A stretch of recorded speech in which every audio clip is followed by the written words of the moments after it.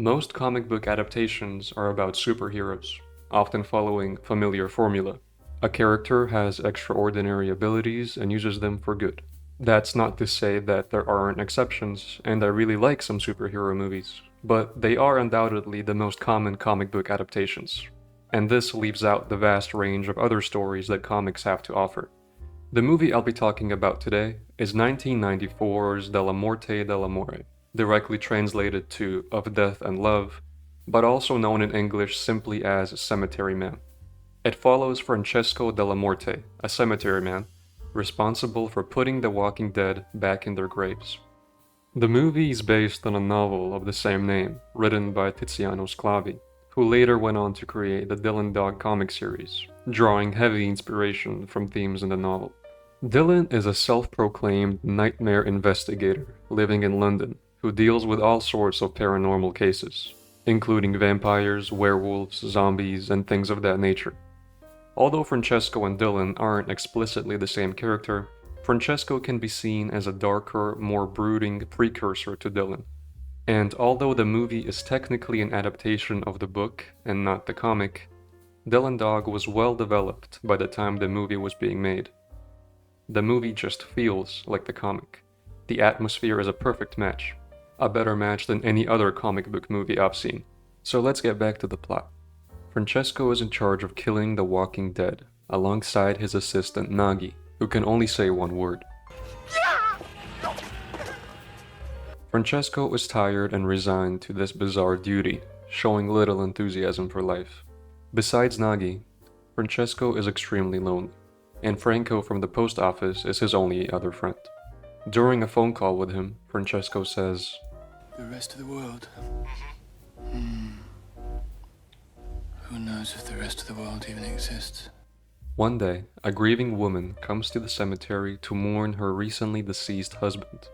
Francesco is immediately captivated by this woman and convinces her to check out an ossuary, a dark room with skeletons. And for some reason, she really likes this place. And then they have a passionate encounter on her husband's grave, of all places. But in a cruel twist, her late husband rises from the grave and bites her. She then dies, and if Francesco wasn't depressed up to this point, he certainly is now. Days later, the widow rises from the grave, and although he hesitates, Francesco is forced to kill her.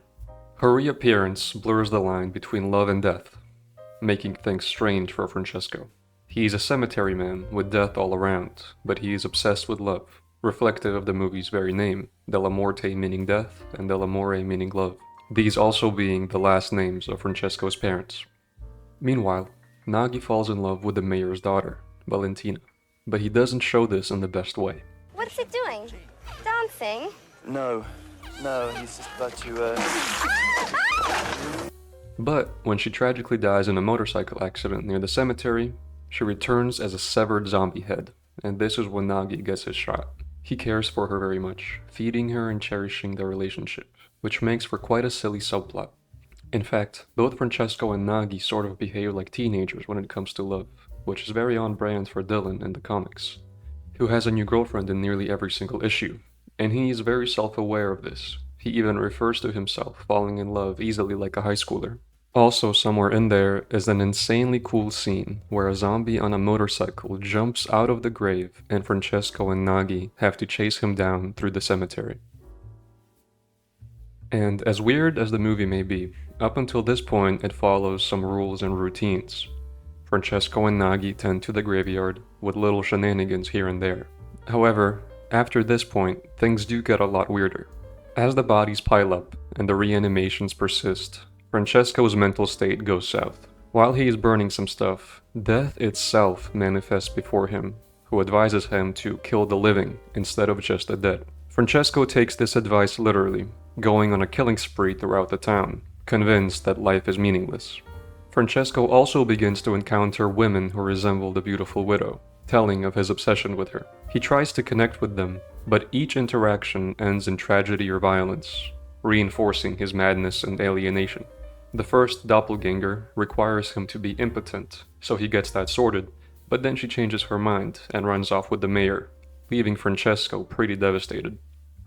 And the second one seems to be going a lot better, but then she turns out to be a prostitute, and this really upsets him. So he sets her and her friends on fire. Yet he doesn't get in any trouble for this or the previous murders because someone else has admitted to doing it. And this is none other than Franco, the friend from the post office. Francesco talks to him, but doesn't really get the answers as to why Franco stole his murders. This greatly upsets Francesco, and then he kills a bunch of nurses and doctors and heads back to the cemetery.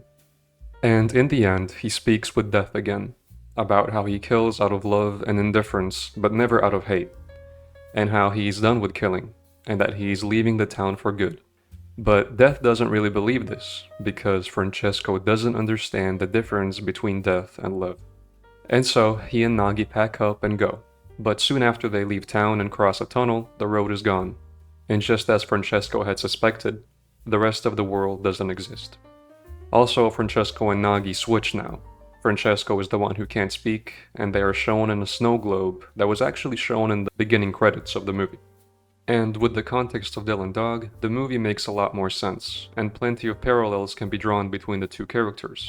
At first glance, they drive the same car, enjoy constructing things in their spare time, have a funny companion, and fall in love too easily.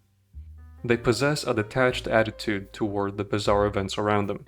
Francesco as the caretaker of a cemetery plagued by reanimated corpses, and Dylan as a nightmare investigator, solving all sorts of paranormal cases. This familiarity with horror gives them a melancholic edge, making them reluctant heroes in a battle against forces beyond their control. They both confront the supernatural not with awe, but with a resigned acceptance, understanding that horror is an inescapable part of life. Both characters also grapple with loneliness and isolation, finding temporary solace in brief, doomed relationships, which reinforces their tragic connection to death. I was never one to seek theories or hidden explanations for movies, I tend to just enjoy them for what they are. But I did come across a lot of different theories online for this one. One was that Francesco and Nagi are in a constant loop of leaving the town and then they come to the dead end and they have to turn around, sort of like hell, and each time they switch personalities. This is interesting when you take into account what Death said, how they won't leave because Francesco doesn't understand the difference between death and love. Maybe they will loop forever until he figures this out. Another good one is that Franco is really Francesco, and he's in the coma because he killed all those people and then himself, or attempted to at least, and Francesco and his whole ridiculous existence is just Franco's imagination running wild. Sort of like the movie Stay that I talked about in my last depictions of hell. But after all, who knows what Sclavi had in mind as the true meaning, if any. The themes of death and love are strong in all of his works, leaving us wondering what's real and what isn't, but it's not like it really matters anyway. I have mentioned Dylan Dog in a previous video, where I talked about issue number 46, where they discuss hell, and that's just one of the interesting topics that the series covers. And I love this comic for the stories and the comedy, but also for the fact that for its readers, it's kind of like a hub for all things horror. The comic is filled with references and inspirations from tons of material, and reading it from a young age is one of the main reasons why I love this stuff so much. And this is sort of the current vision I have for this channel, a hub of recommendations and conversations about all things horror and fantasy and anything interesting, from movies and shows to books, mangas, and artworks, especially those that aren't very well known. This is why I am so grateful for the support on my recent videos, and the great recommendations I got in the comments, about media that I would probably never discover otherwise. So once again, a big thank you for all the support and for reaching 5,000 subscribers. So I'm aware that this video was a bit of a different format, something of an experiment, but I have been working on the third Depictions of Hell video, so that should be coming out soon, so keep posted for that. And until next time.